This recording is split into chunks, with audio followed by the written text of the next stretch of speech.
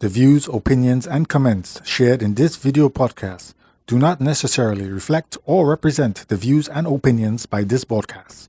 We don't promote or encourage any illegal activities. All contents provided by this channel are meant for educational purposes only. A pleasant good day, viewers, and welcome to the Michael Morgan Show. Today with us, we have Mr. Sheridan Woodruff, who is here with us. He's actually a community activist, a social worker, a very active person in the church and various other activities he more or less spearhead. So welcome, Mr. Woodruff. Thank you very much, Mr. Morgan, for having me and inviting me to be part of this program this morning. Right. Now, today again, I want to revisit the issue in which the Prime Minister made a policy statement, a declaration of his government, what he intends to do to the communities that really need some attention. That last statement he made was on inequality. So what he is saying is that there's going to be $100 million put aside, spearheaded by the Army, to supervise and to ensure that the funds go to various communities that is really needed. Understand quite recently that fund is also to employ new Army officers and new resources for the Army to take care of the administration of that the program as well as the Army. Now, that sort of shift focus because it's due to an article by Pablo Conahan where it was revealed that part of the funding would be towards the Army. Well, it was established that the Army will spearhead the whole rollout of the program. But it is to our surprise that the Army too. Nevertheless, we need the support. We need to support the Army, and they need to be efficient to deal with crime and so on. But at the same time, there is a vacuum as to how the community will be benefiting from this $100 million fund. So we are appealing to the various social organizations, the NGOs, activists, Emancipation Committee. We see that as a black organization that's supposed to be more or less interested in their people, welfare and so on. We are talking about David Muhammad. He seemed to be a very intellectual gentleman that does advocate for changes of our community and so on. And several other organizations that supposed to be interested in this program that the Prime Minister make mention of. So Mr. Woodruff has invited you to give us a sort of bearing as to your take on the whole question of how the community could benefit, what need to be done so that we could sensitize the ministry perhaps about what is really taking place with that money. Thank you again, Mr. Morgan. Very interesting aspect of life in Trinidad and Tobago, because $100 million by no stretch of the imagination is a little bit of money. Yes, you referred to the article by Pablo Conahan, which was written on Friday, the 26th of January. Nevertheless, $100 million is a lot of money. Yeah. Especially in an economy that is shrinking. Now, there are different perspectives of what is happening in the economy at the moment. My personal view is that the economy is shrinking, and there are lots of economic measurements that one can mention that will satisfy my conclusion that the economy is shrinking. But this program today is not about dealing with the economy. I suppose in another occasion we can get into that. The important thing is, though, is that the statement made by the Honorable Prime Minister is that this money will be spent in communities at risk. And somebody mentioned, well, nearly every community at risk these days. But I think he was very intentional in And the average person in Trinidad and Tobago will understand when we talk about communities at risk. And therefore, and this, by the way, the Army getting involved in communities is not new. I remember when Jack Warner was the Minister of National Security. He did have a program by the Army. And in my... 69? I don't remember the... call it 69. Yeah, I don't remember the actual year. 69 a day, $69 right. a day. But the point is, in my humble view, the program failed. Okay. And the program failed because, you see, if you're going to sell fish, let's use an example. I love fish, so probably that's why the example comes. You had to have a plan as to how you're going to sell the fish, where you're going to get the fish from. Are you going to go Marcus Bay or wherever the fishermen are, where the location where you're going to sell it, your pricing based on the price. In other words, it doesn't matter the size of the project. You need there are certain basic elements that must be in place. So, for example, I heard the Prime Minister's statement. I have been reading the editorials, and I've attended at least 1 or 2 meetings already talking about the idea. And nowhere am I clear what are the goals and objectives of the project. Now, so let me just butt in a little bit. Sure. Not cutting you.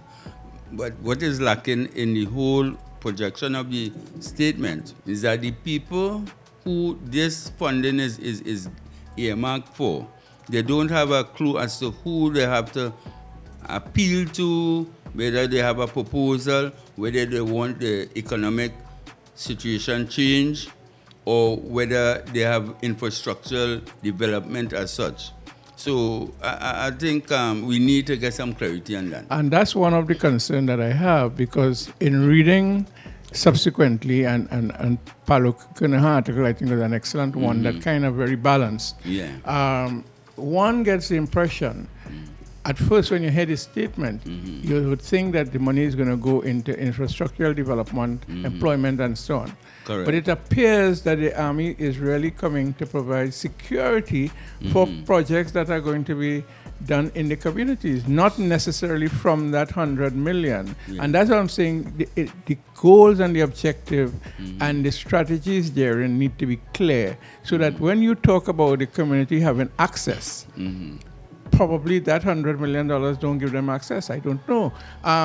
However, we can talk about collaboration, because whether the Army, whether the police, whether whoever, once there's an external body coming into any community, you need the support of the community. But in order for the community to collaborate, they must be clear what our role is. Not a question. You see, probably years ago you could have get away with that, but with the intelligence and the smartness of people in the community, they want to know, how can I really, and what role do I have to play, and understand that role. Otherwise, you will not get the community support in the manner and in the way that it should be done.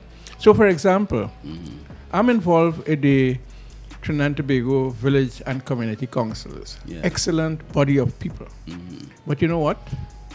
They are drifting, because somewhere along the line, what was intended by Dr. Williams and they in the 1950s, because the Village Council was established in my year of birth, 1955. So I just revealed my age.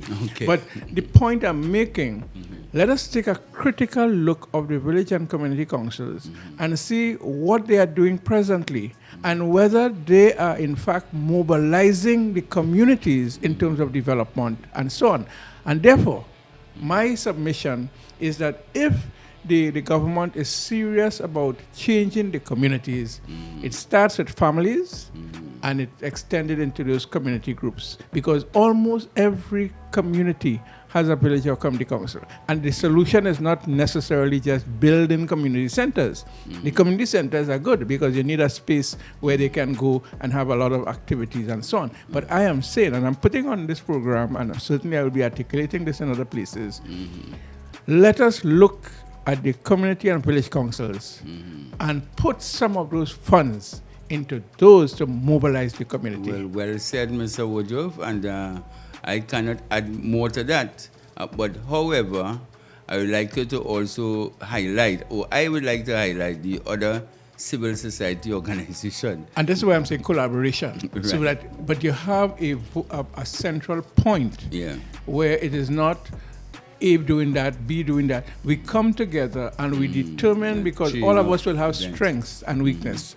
What are the strengths within each organization? Because every organization talks about community, Yeah. but their goals and objectives will be different. Right. Well, I want to put in my two cents. The whole question that there isn't anything too clear about the policy of that $100 million being spent and how it would be spent, I sort of concerned about the gentrification of the area. The mere idea that they speak about the army going to steer it and the army going to be empowered to empower themselves, employ other people, other army personnel and infrastructure in the sense of, well, weaponry, as the case might be, because you can't have all this sort of $1 million and then think in terms of, how you're going to execute and keep the people quiet and so on.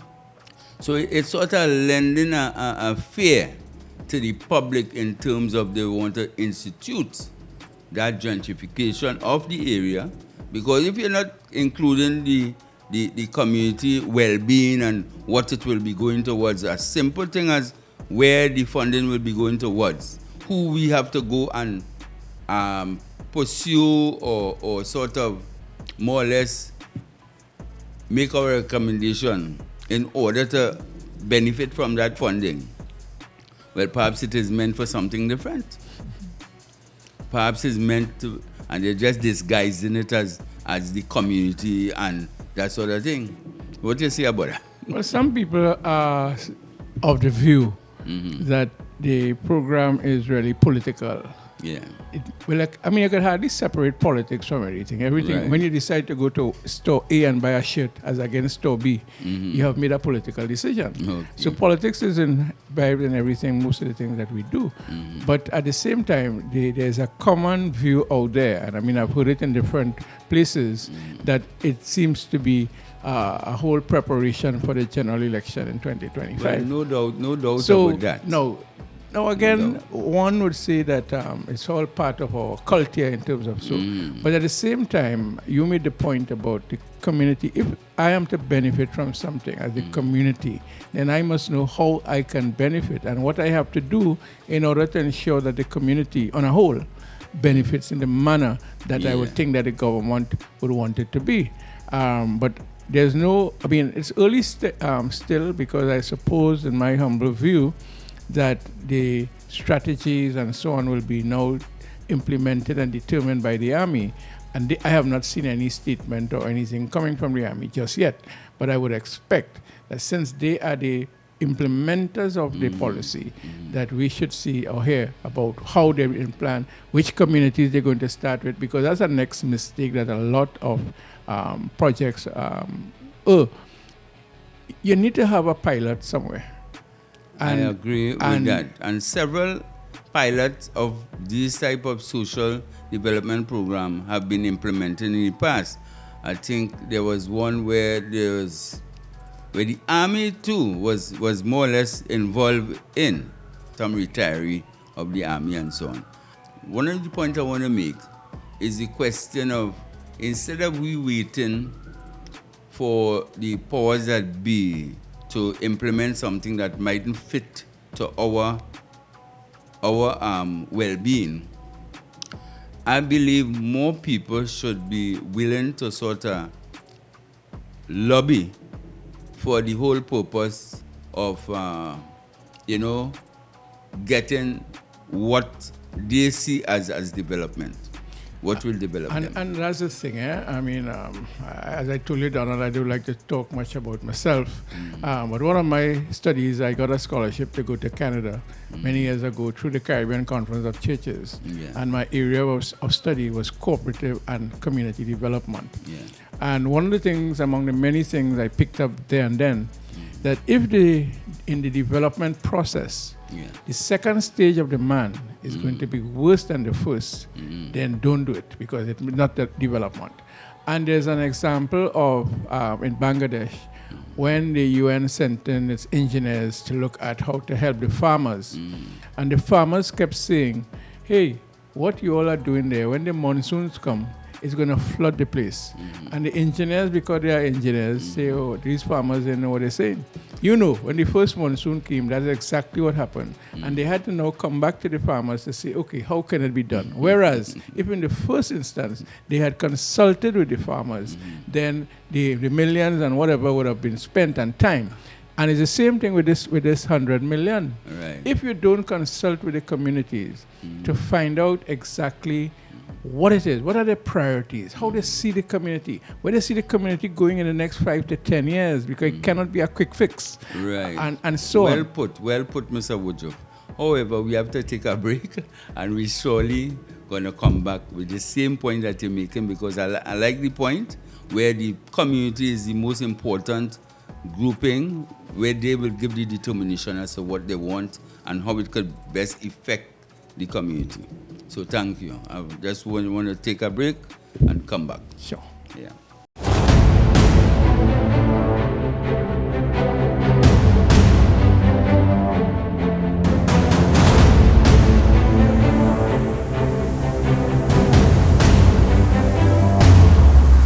The views, opinions, and comments shared in this video podcast do not necessarily reflect or represent the views and opinions by this broadcast. We don't promote or encourage any illegal activities. All contents provided by this channel are meant for educational purposes only. Welcome back, Mr. Woodruff. We was making a point in terms of, help me out. You mean the community involvement? Yes, correct.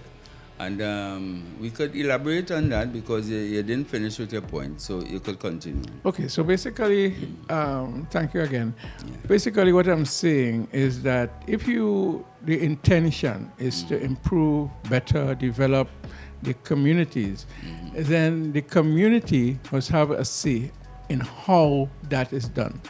Do not assume that the community don't know what they want. They will know. They may not be able to express it in the academic language that some people may want it, but trust me, they do know. And therefore, you have to trust the people. You see, if there is no trust in any relationship, then that relationship will will not succeed. Yeah. And therefore, you have to.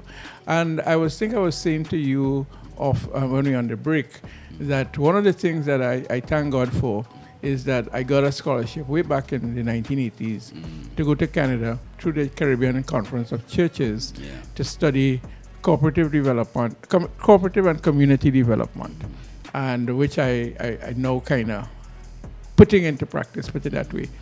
And there's always another thing that they always said to us: if the second stage of the man is not better than the first, don't do it, because it means that development will not take place. And a similar thing here in this community project, that there is a need to the community to be involved.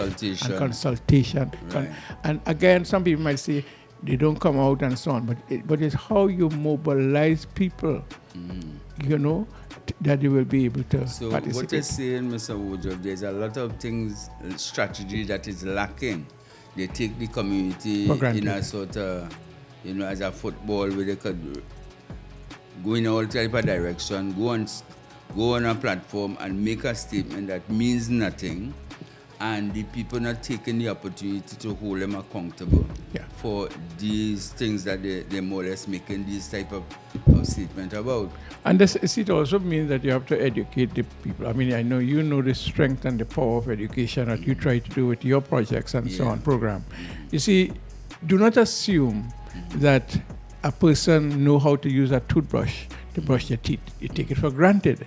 And that is why they will teach you how to brush your teeth. And similarly, if something is coming into the community, don't just assume that it's going to be done. And that's why I am making the case that if we foster and build community development through the village and community councils, you have a base in collaboration with all the other NGOs, because Trinidad and Tobago is a place with plenty NGOs. I agree with you. And collaboration is critical. I agree with you.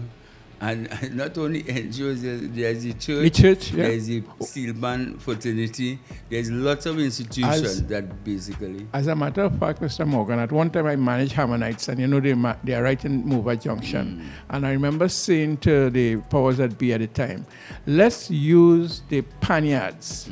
Because really and truly, have you ever heard any problems generally in panyards? No, it's a really. Space of peace. Yeah. And you see people from all the comment and collaboration. correct. And such, so that if we say, just like the community centers, panyards and other spaces, the churches, because, talking about the church. The Mondera as well. Churches and temples and wherever people are. But talking about church, Christ said, when he was asked and so, he said, come and see. But he didn't just leave that statement there, By his action, by the healing of people, by the feeding of the multitude, by the all the things that he did, they then said, see what he meant by come and see.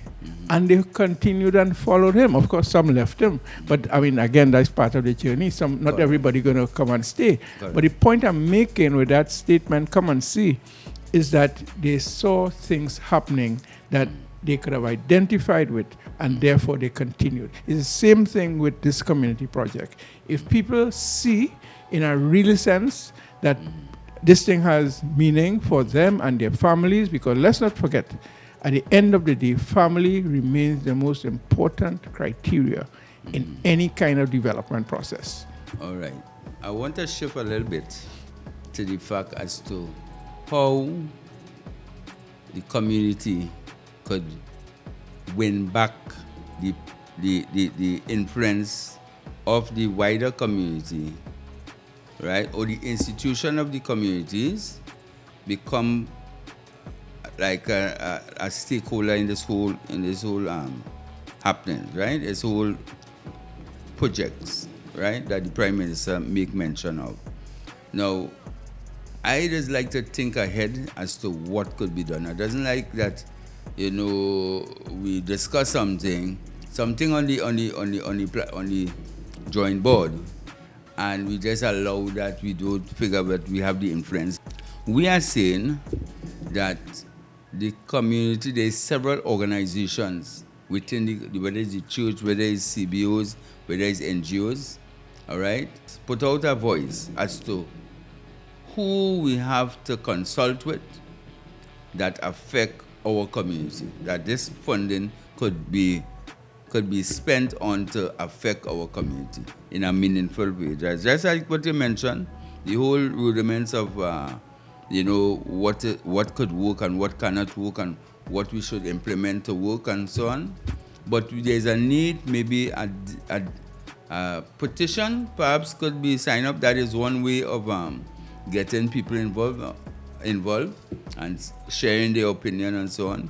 And who we consult with that, how we target, because who in the army, the social department in the army, the brigadier, the minister of national security, who more or less spearheading this campaign or this project that they talk so adequate about.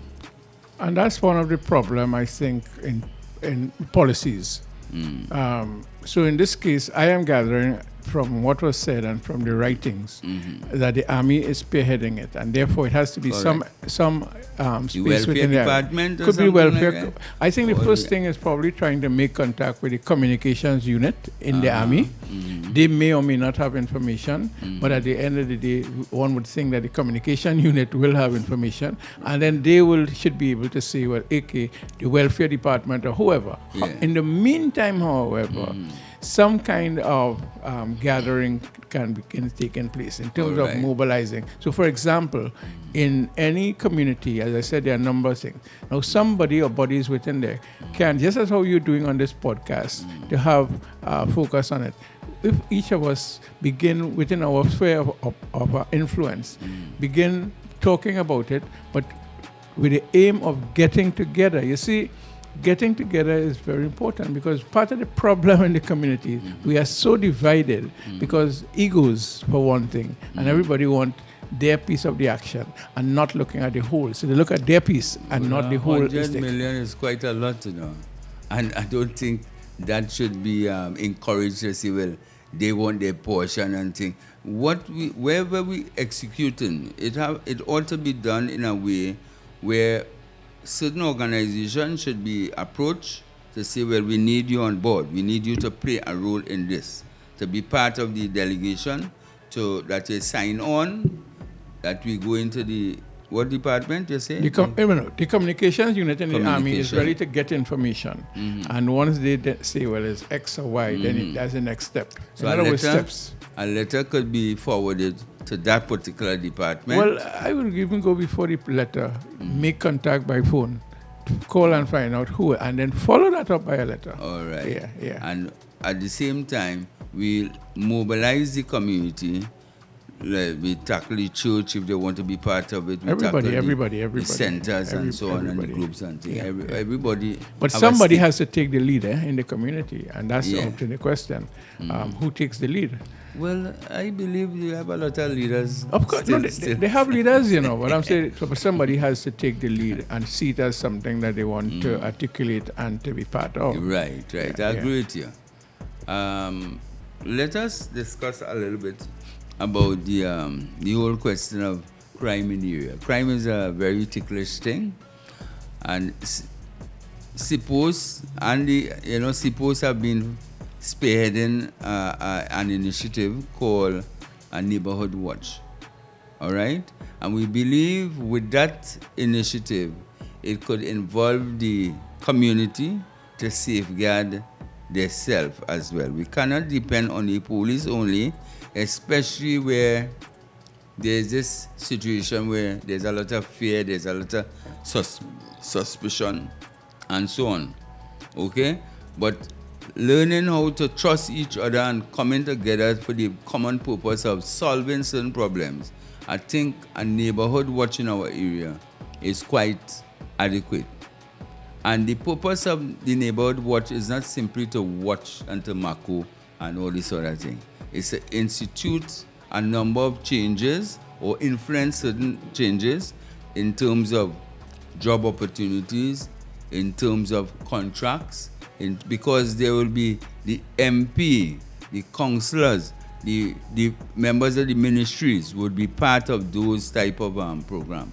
Just as how they have station council.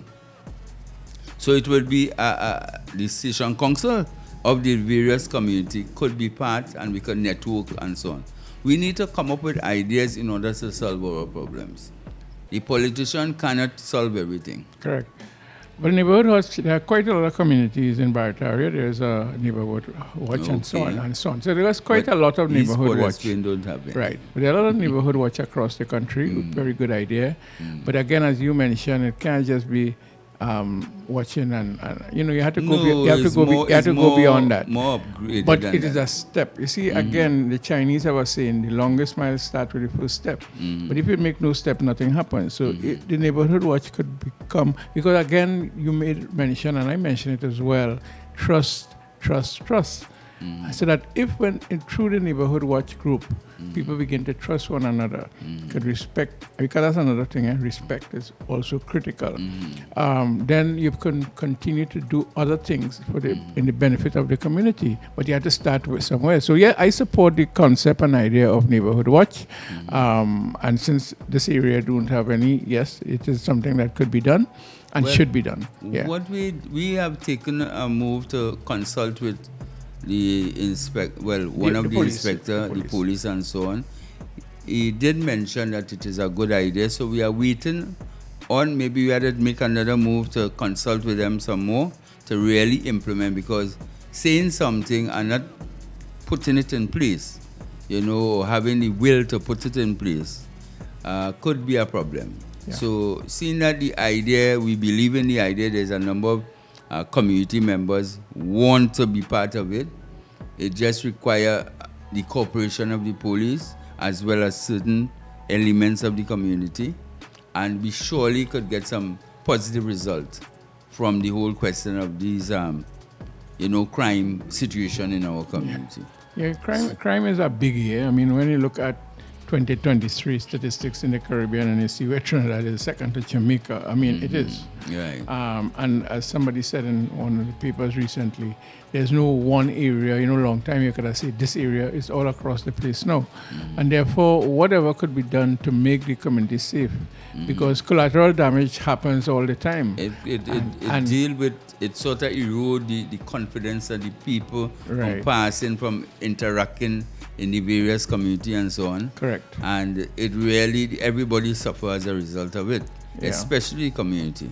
Yeah, and then So- I mean, as an elder myself, you're concerned about the elderly in the community, and therefore, I mean, among other things, of course, because and when you talk to some elderly people, they would like to enjoy a little moonlight and things, but they can't because of the fear True. and so on. So they're inside. So what do you think? Let us entertain the question as what could help.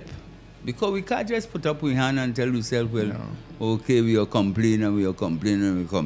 There's be a lot of complaining and not being willing to sort of be involved in the prevention and the stopping and so on, right? What do you think could be some of the measures could be taken to kind of turn a different direction from where the youths and them more or less finding themselves in idleness and crime and so on? You think the $100 million? Well, certainly, because again, I think that's the intention. Well, I would hope so. The thing about it is, there's no one solution. There's no one thing, because every community, again, will be different. That's why I talked about evaluating and knowing what are the priorities of the community. But at the end of the day, the objectives seem to be common. That is, how can we make our communities better, since we're dealing with crime, to treat. Now, there are factors beyond the community where crime is concerned. So, for example, we talk about porous borders.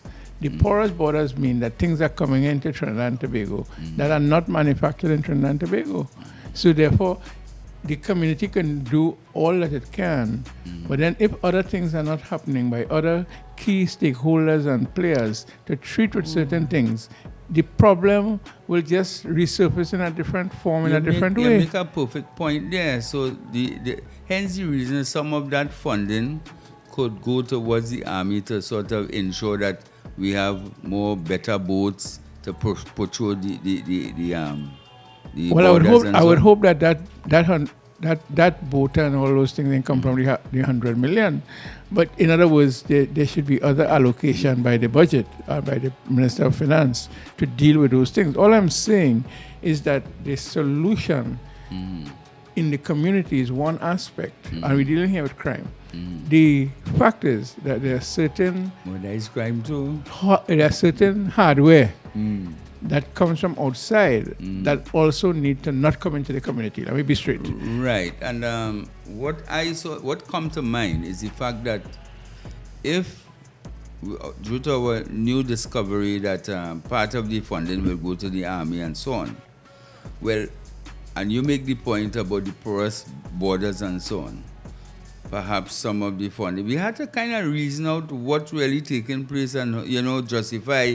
They don't necessarily tell you 1 and 1 is 2. We know 1 and 1 is 2, right? The fact remains that, all right, we take for granted that some of the funding will go towards the army to equip them with better equipment, better equipments and boats and, machinery and so on. Okay?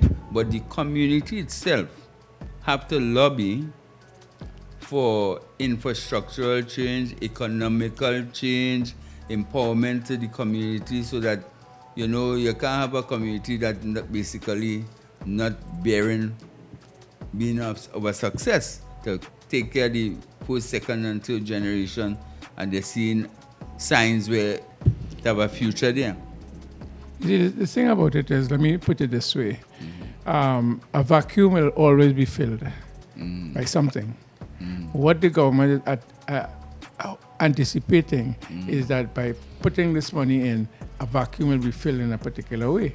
But at the same time, remember, there are persons out there who also looking how to take advantage of what is being offered. And if it is that there is not the proper checks and balances to be able to ensure that the 100 million is properly utilized effectively and efficiently for the benefit of the people, the money will be spent. But then at the end of the day, what difference did it make in the community? I agree with that. So we could pause again, take a break, and come back for one more rounds. Okay. All right?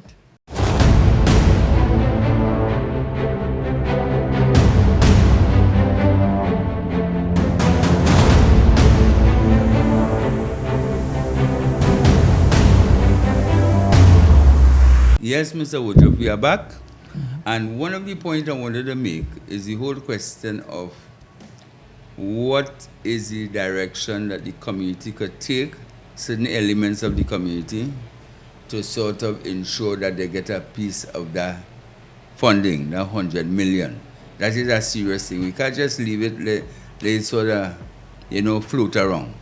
All right? And what I wanted to zero in on is the whole question of what could be done. We made mention earlier on that we're going to make a call to the Communication department, and further to that, we'll mobilize the various organizations, send them a letter, or to promote the whole question of they need to be involved. I believe they know that they should be involved. But how some organizations operate, they stay at the side and see how best they could be included. Instead of lobbying to be part, it's serious enough for their involvement. So we're going to ensure that organization is being reminded that they have a responsibility to themselves, to the flocks, to the responsibility as such. And, we need to push them a little bit towards making the right decision. They're too contented, they're too relaxed, they're too, I believe. No, you're right, and somebody so like what you are doing, even the show, is exposing and helping people to understand the issues, and therefore anything that will positively impact on the community is welcome. Right. But again, people have to be recognized that they can't just sit back and expect somebody to do all of it. They have to be part of it. Yeah. Correct. I agree with that. So at this point, we would like to thank you for being part of the Michael Morgan Show, and we want to welcome you once more again to continue these, this discussion and so on. And we also welcome other members of the public to come and tell your story, be part of what we're trying to ensure that the public is better educated and sensitized to the need of the community. So until next time, thank you.